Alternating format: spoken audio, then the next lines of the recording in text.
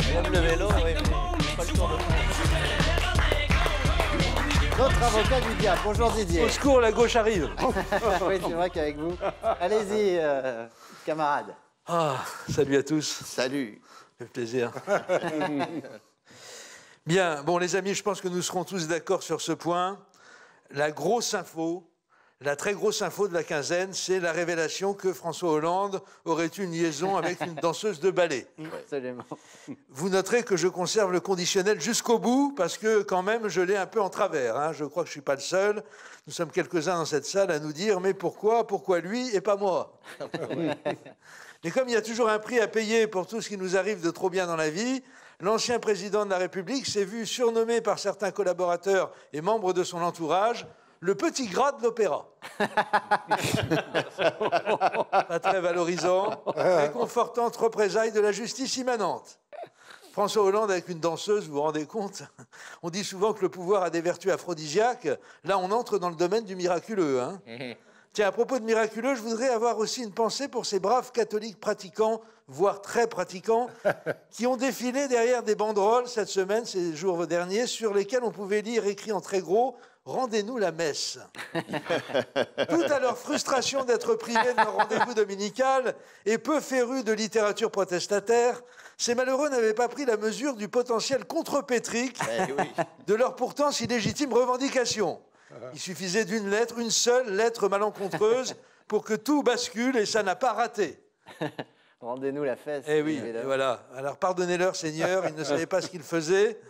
Au cas où, camarades catholiques très pratiquants, il te viendrait l'idée de convoquer Madame Bernadette Chirac pour soutenir la cause ô combien prioritaire, évite, s'il te plaît, de l'accueillir avec une banderole sur laquelle sera écrit « Madame Chirac est folle de la messe ». Ah oui.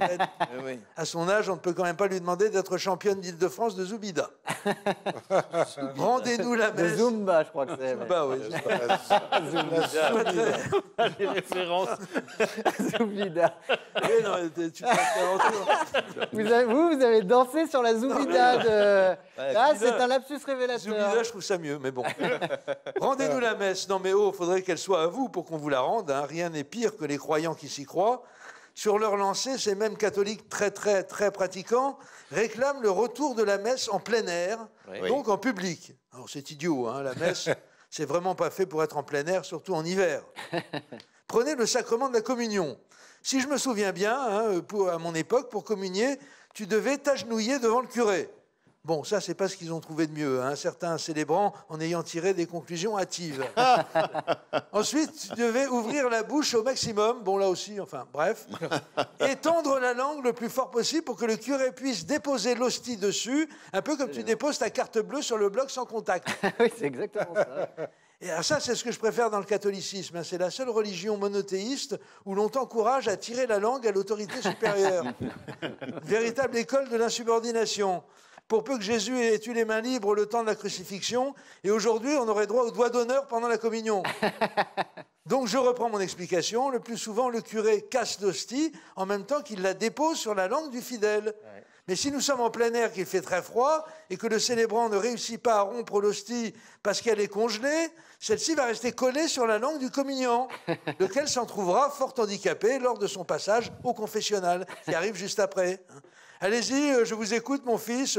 Oh mon Dieu, pardonnez-moi parce que j'ai péché, blablabla. Marie-Charlotte, blablabla, pas de pilote, blablabla. Touche pipi, blablabla. Monseigneur l'évêque, ok, c'est bon, vous êtes pardonné.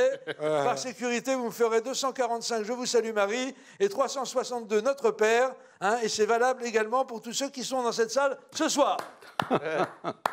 Bravo. Il est fort.